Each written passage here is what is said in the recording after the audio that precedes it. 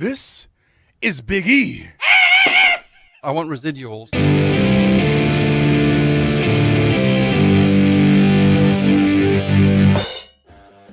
It is a big whip-ass Wednesday in the Freak Nation.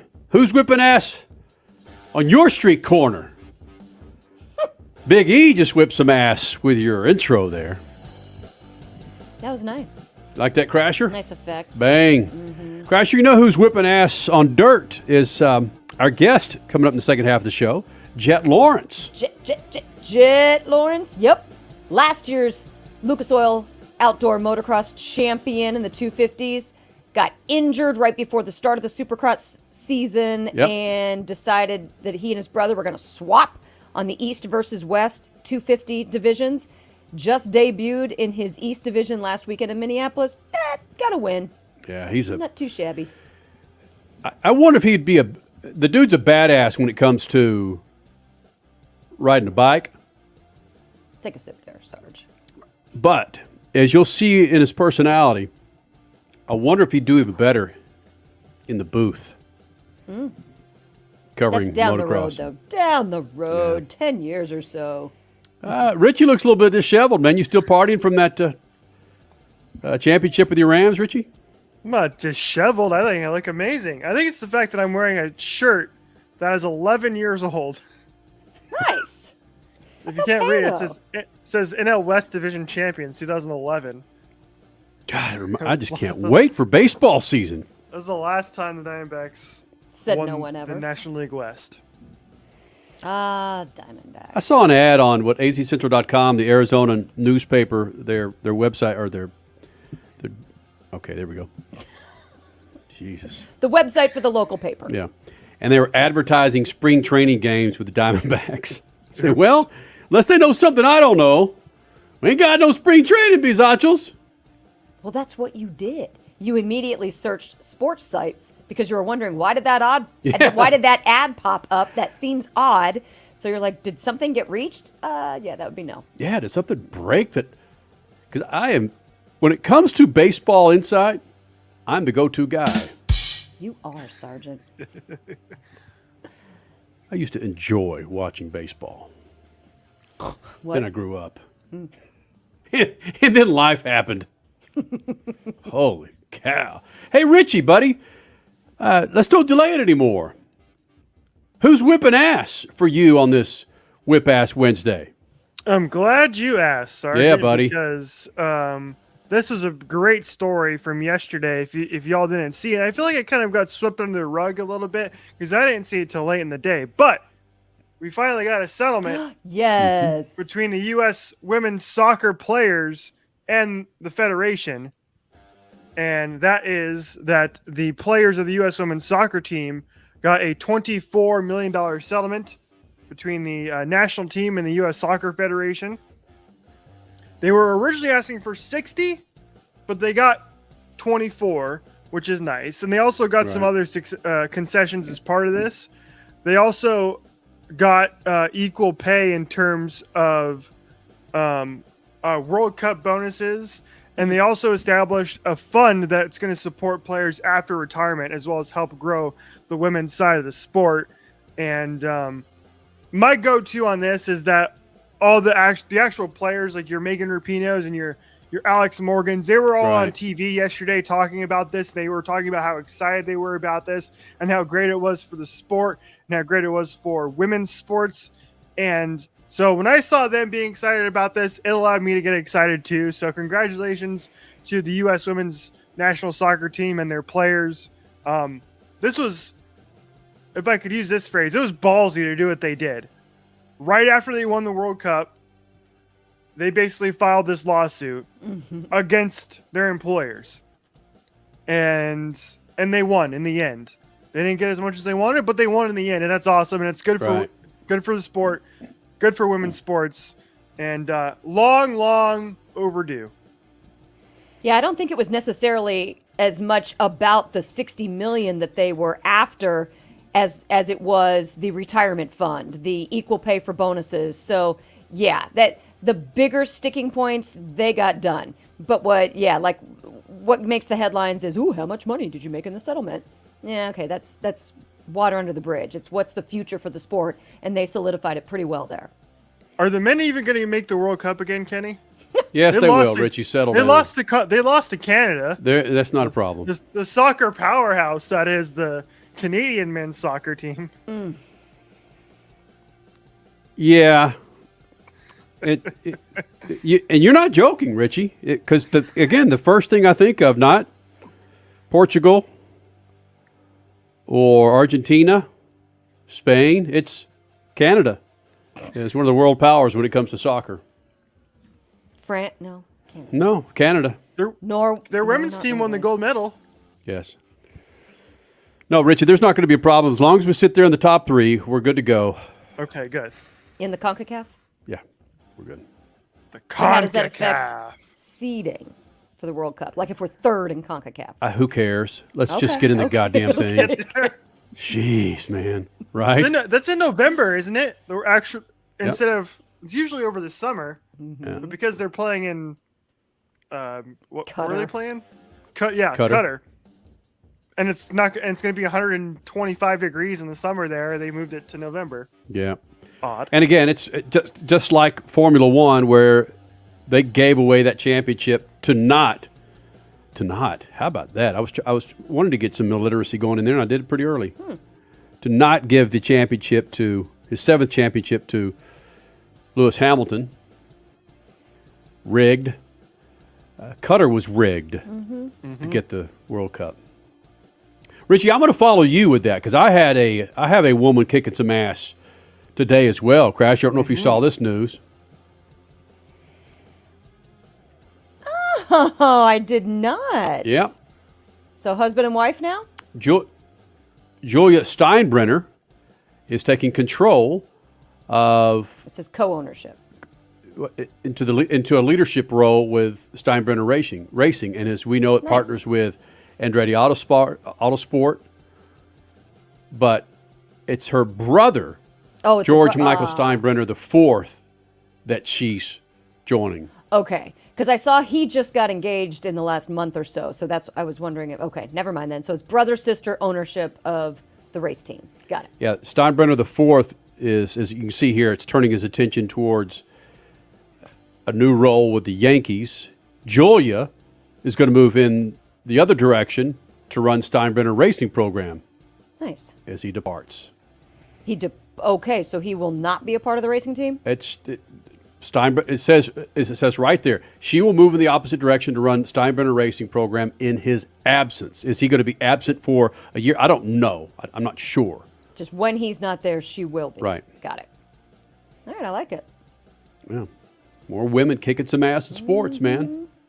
So, Richie, nice job on that. That's why I wanted to piggyback you, because I'm sure Crash has done a deep dive on really who she's going to kick some ass today. To be honest, you're going to be pretty impressed. Oh, my goodness. And I should have had a visual for this. I don't have a visual for it. Got it. But mine is also a woman. Ooh. And also a woman in sports. It's Naomi Osaka. Oh, yeah. She's kicking ass because she just plunked down another cool $6.3 million for Nick Lachey's mansion in the San Fernando Valley. She's 24 years old. This is her second $6 million plus home in the LA area. I mean, she has them both at the same time. She's 24 years old. That's kicking ass. Is that kicking ass, or is that just... There it is. There it is. That's yeah. being rich. My gosh. She actually got really a good in deal your for this sport. one. Think about this. I mean, this is a $6.3 million home with the pool, with tennis courts that convert into basketball courts, with a full fitness center, and she only paid $6.3 million. I thought in LA that would go for more. Good for her. By the way, the Lacheys purchased this house in just 1 year ago, and they paid $5.1 million, so they're making $1.2 in 1 year. Hey, Richie, go back to the front of that house. I tell you why Crasher really likes it. Why? Looks like a checkered flag pool. You're it? right. Oh my gosh. Right? We so need Let's see if that. there's have a better shot of it here as we move down. This is I don't. Looks nice though. Oof. Nice house. Good for you, Naomi. All right. Yeah, chicks are cool, man. Chicks are kicking butt. Whipping ass Wednesday. Yes, it is. Richie, we're going skiing this weekend, buddy. That sounds fun. I'm gonna whip some ass on the mountain. Yep. You It's better, at least. it's raining down here, so I'm assuming that means it's snowing wherever you guys are going. So Yes. Flag. Be the first time for me to ski flag. First time for me to ski in Arizona, but the conditions are perfect. We're like, let's do it. Yeah. Let's do it. Finally. We've been here 8 years. Finally, let's do it. Freak Nation, his name is Jett Lawrence. This guy is a badass when it comes to Supercross. Won himself the first Supercross East race on the 250s last weekend in Minneapolis, St. Paul. He benefited from the speed. There's something out there called Speed Freaks Mojo. You come on our show and you do very well in your next race. Ask Ron Capps about that. Ron Capps, NHRA Funny Car champion 2 times over. And Jett Lawrence, he joins us next in the Freak Nation.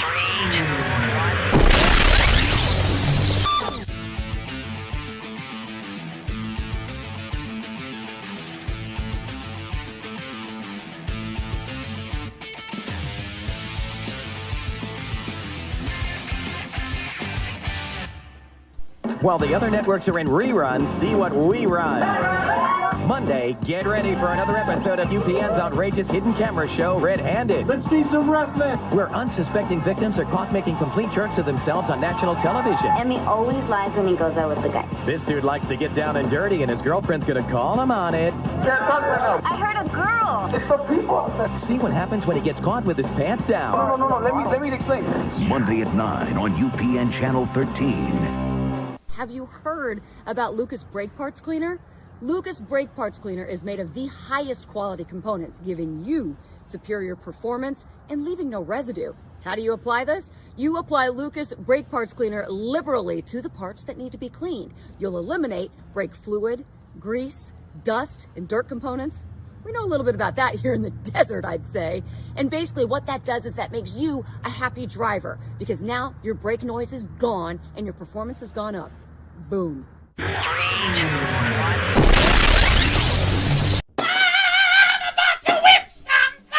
This is Big E. I want residuals.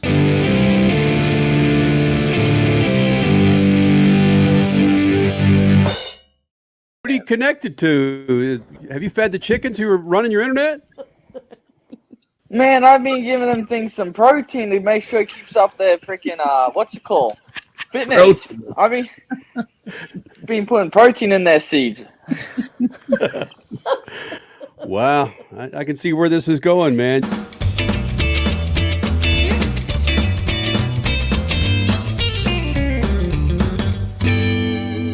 Jett Lawrence joining us here in the Freak Nation. Finally getting your happy ass on a 250. When you originally were going to start in the West, now you're in the East. Where are you as far as being healed, Jett Lawrence? Are you 100%? Or you know what? Supercross riders are never 100%, are they? No, I'm surprisingly 100% right now. I know it's surprising, but I am really good. I am really good right now. I am very, very excited to get this racing underway. It was less than 2 months ago that you had a cracked rib, and less than 2 months later, you're almost 100. You are 100%. Yeah, it sounds crazy, I know, but yeah, I am good, ready to race. Okay, then. But all that being said, Jett Lawrence here in the Freak Nation, Lucas Oil Studios, ribs are a delicate thing. I don't care if you're sitting in a chair, or if you're 4 stories high, or hitting triples, or hitting the whoops. Those things can go dark if you hit them once again. How do you become extra protective of your ribs? Oh no, is it frozen? Frozen. Looking at his damn shoes. He needs the cream and not the chicken feed. That's what. Yeah, some badass shoes up there, by the way. There we go. All right, want to try that? Yeah. Oh my goodness, my Wi-Fi is being terrible right now. Man. Oh, good. Whoa, was that Nikki Hayden's? Whose suit was that behind you? That Repsol? That was a Mark Marquez one. It's one of his practice suits. I got it for a Alpoint Star video, and he let me keep it. So, and I gave him in return a custom Mark Marquez Jett Lawrence gear. So, wow. Wow. That. Holy so yeah, So, All right. pretty cool. Couple champions hanging I'm out. glad you got back to the shoes because it's the shoes. It's the shoes. Yeah, I'm a little addicted to my shoes, you could say. Yeah, right. Exactly. They look good. You had anything up there that's stands out and is worth more than $1 million? Probably not that much. I would say. I mean, if I probably bought a set of shoes that expensive, my manager, my mom, my dad would probably give me a good right hook to the mouth. So to pull me back in line. But probably the ones I could stand out that I could see is probably which side? This side. Those ones right there. Those are probably my favorite. Are they Nike? Why? What Are they Nike Crash? They're all freaking. Well, no, they're not all. No, Nike. they're not all Nike, but a lot of them are. They're all Nike. They are. Yeah. Why are those your favorite? What is that? The one that Jordan won his 6th championship with, or something? Why are those your favorite? One, because it's different. The Nike ticks backwards. It's a Travis Scott shoe, they call it. It's a Travis Scott and Nike shoe. So that's probably one of my favorites. And it's a nice little color combo. It's got a bit of blue, white, black, some cream. So very stylish. I think it's beautiful, though, man. You got that Dennis Rodman jersey behind you. Both of you guys are crap starters. You're hell of athletes, but you're both crap starters, and you follow in his footsteps, Jett. 100%. I think he's one of the most. I don't even think I could say that, but he's one bad dude. I could say. I'm gonna say he's one bad dude, and I don't think I'll ever be the level of his badness. But hey, he's one of those greats. I feel like, and I'd love to kind of get my name, maybe not in the same sentence as him, in the same category, you could say, but hopefully up at that kind of legend, you could say names. Jett Lawrence, 250 pilot, Supercross Series kicking off in the East Series, or the East side of the Supercross Series. Of course, the 250 outdoor champion joined us here in the Freak Nation. If you could pierce your lip and your nose and would guarantee you a 450 championship, would you do it? Oh, 100%. I'd do it in a heartbeat. Come on now. I'd do that. I'd do it today if you told me this. Well, yeah, you said guaranteed a title, Kenny. Yeah. That's huge. So, yes, of course you would. Of course. I mean, it's a lot easier than going through all the hard work and blood, sweat, tears we have to go through. I mean, a little bit of pain for and broken ribs. Yeah, exactly. Just a little bit of pain for like a couple seconds ain't going to hurt as much as a whole year of hard work. But it sounds like your mom and dad, they have a little vigilante justice, and they'd whoop your ass if you cross them, and that might piss them off if you walk around with a big freaking saucer in your lip. I think so. I think my dad would give me a lot of trash talk to me, and because he's very, very old school Australian. Same with my puppy dog, we call him. He's very, very old school. So yeah, I'd probably get whipped around a little bit. Whipped around, yeah. There you go. I see an astronaut in there too. I'm having a good time looking at all of your stuff. What's the astronaut thing for? Where does that come from? I got that from my mom for Christmas last year. It's like a kind of little light thing. It shines up. I know it's kind of like where the lens is. It's got like a little camera light thing in it, so it kind of shines up everywhere and shows some like kind of galaxy light thing, which is pretty sick. So it's my Christmas present. Wow. Are you a space guy? I don't know. I mean, I think it's pretty cool, but not much of a space guy. I mean, if I had more space stuff, I probably would. You could say I'm a space guy, but I mean, that could be the start of something. I mean, it could be the start of something. Who knows? I might be a space guy from now on. Do it. You're in Florida, right? I mean, you're right there. It works. This is a show called Speed Freaks. Flying to space is fast. What you do on two wheels is fast. It works. Yeah, exactly. I think one of the days I was doing a photo shoot for something, and we literally seen one of the rockets go like straight up and like almost over and above us. So it's pretty cool. Jett Lawrence, in doing some of the research, I saw a sentence that you said that you could you got your injury on December 27th, and you said that you could have probably raced at Anaheim 1 like 10 days later. And with a cracked rib, you got to be made out of something high tech yourself. Was that just optimistic, or did you really think you could win? You could race that weekend? Well, I mean, I did ride a couple times before Anaheim won, even with a broken rib. I rode, I think it was 6 days after I broke it. After I broke my rib, I rode 6 days to see where it's at, and hurt really bad then. But I'm like, okay. And then another week went, and it was the Monday of Anaheim 1. I rode. It was a very big struggle. It was hurt, but I'm a type of person that I don't like to accept defeat. So I was kind of getting mentally prepared. I'm like, this is gonna hurt like hell, but I'm gonna give my all. I've never, as an Australian, we never back down from anything. So I was up for it. But then the team kind of sat me down and spoke like, hey, you don't have to ride the champion, like start off the season injured. You can wait. And Hunter, my brother Hunter, was fully ready for East Coast. So like we can just put him in. He's fully ready. You can get fully healed and be back for East Coast. I'm like, oh.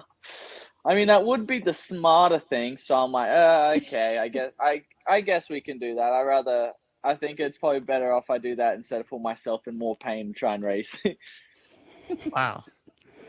But didn't I see in another place where you said you needed that to happen, or you're, excuse me, you're okay that it happened because you might have been a little bit ahead of yourself on your readiness for the West Series? Did I read that? Did I misinterpret it? No, it's actually very correct. I used it. It kind of humbled me, I feel like, more so, because I started, and I guess I said I peaked way too early. I feel like in my training, like I think I was a week before I crashed, I was ready to go racing. And I think it was a good sign because I was feeling like Superman. I was feeling fast on the bike was feeling great. I was feeling awesome. Everything was going really good. And I kind of felt that I was just like a little sign, warning from God to kind of like, hey, don't get too confident right now. So it was a good, and I mean, I got very lucky for how hard I hit the ground just to come away with a fractured rib. So I'm very, very blessed that I came away with just that. And yeah, I totally agree that it was a good, like nice, harsh humbling for me to take a few steps back and go, hey, don't get too ahead of yourself. Jett, we had your brother on in your place to kick off the season, Hunter Lawrence. We tried to get him to talk crap about you, talk a little trash, and he wouldn't do it. What's the problem there? Would you whoop his ass when it comes to trash talking? Probably not. He's a lot more quick-witted than I am. I'm a little slow on that. So he's got my mother's side. My mom's side, she's very quick-witted, is very smart, and I got my dad's side. We're a little bit slow. We'll be laying in bed that night and go, damn it, I should have said that. So so he kind of gets me on that. So on the trash talking side, I'm pretty sure Hunter gets me on that. Wow. Let's hope Dad doesn't hear this. Yeah. Well, Dad already knows anyways. That was the biggest thing when they were dating when they were younger. Dazzy always said that she'd always nail me with the comebacks because I just never had anything to give back to her. So yeah, now I really hope Dad doesn't hear this for everybody's sake. He flat out admitted it, though. Yeah, he admitted it. Oh, that's different. Admitting it to the family, admitting it to the Freak Nation. Come on. Yeah. But has Hunter given you any insight, or of course talking about your brother again, has he given you any insight as to how the tracks have seemingly been a little bit more difficult this year? Is Dirtworks East going to be as difficult, maybe the whoops at least, as Dirtworks West? I don't know. It's been I haven't really spoken to my brother much. I mean, I have his contacts. It's not like I don't text him at all, but most of the time, whenever we talk.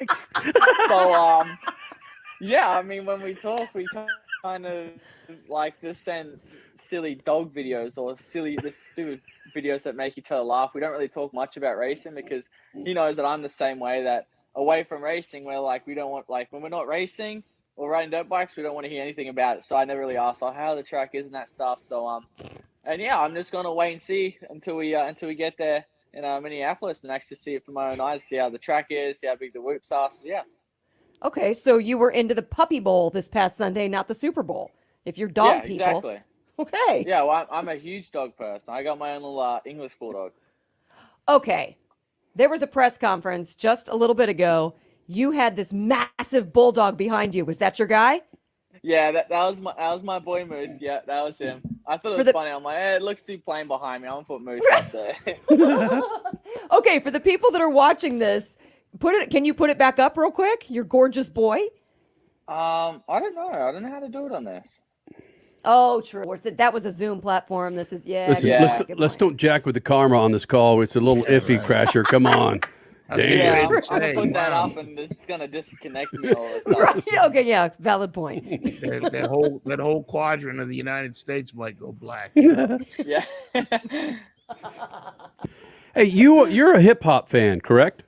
Yeah, I am. Okay, now here you go. If you had a chance to be on stage with those legends during the Super Bowl, would you give up a 250 East championship just to be on stage in front of 114 million people with Eminem, Dr. Dre, Mary Blige, and all the other musicians? It's a hard question because obviously the bonus money from a championship would help me and my family out very well. But being on stage with obviously, like you said, Eminem, I think Dr. Dre was up there. Being on stage and getting noticed like that, I feel like it might give me more opportunities in life. So it's kind of like you got to give and take a little bit. So if you're on stage, I might get a really good opportunity at probably acting, probably not because I speak a little. My speaking's not the best, even though English is my first language, and I probably don't have the looks for a movie actor because I get banged up quite a lot. So yeah, I don't know. It's a hard one because the championship's always nice, but then probably getting the opportunity to be up there with Snoop Dogg, Dr. Dre, and all of that, I think that would definitely be a really, really cool experience. So it's a very hard one. I don't think I can really give you an answer. Jett Lawrence, they had sets that had stairs going up and down, and it was really wild, like they were house to house. You could ride your motorcycle up and down those steps, right? Just I be in could the have. background, and you wouldn't have to sing or say. Just ride your bike up and down, and everybody, who's that guy? I could have totally done that. I mean, I am a horrible singer, so I think even if they were gonna make me sing, I would probably still keep my helmet on so they don't know who it is. But I would be fine. I would be fine with riding the dirt bike in the background. I mean, I do that the best. So I think that's why I've stuck with it because I at least know how to do that. So Yeah, I wouldn't mind that. For some people, you could have stolen the show. Looking at social media, there were a lot of people who didn't appreciate the show, but having a motorcycle, I mean, you could even leap over some of the set. That would be cool. You get a standing ovation. Yeah, I could have chucked maybe some whips. I'm not much of a freestyler myself. I like to keep all my both hands and feet on the bike at all time. It get a little scary when I'm in the air and all feet come off and there's no contact with the bike. So I'd definitely be fun doing that, doing some wheelies in that, maybe rev the bike a couple times, get the crowd hyped up. I could totally do that, but singing, yeah, that's count me out on that.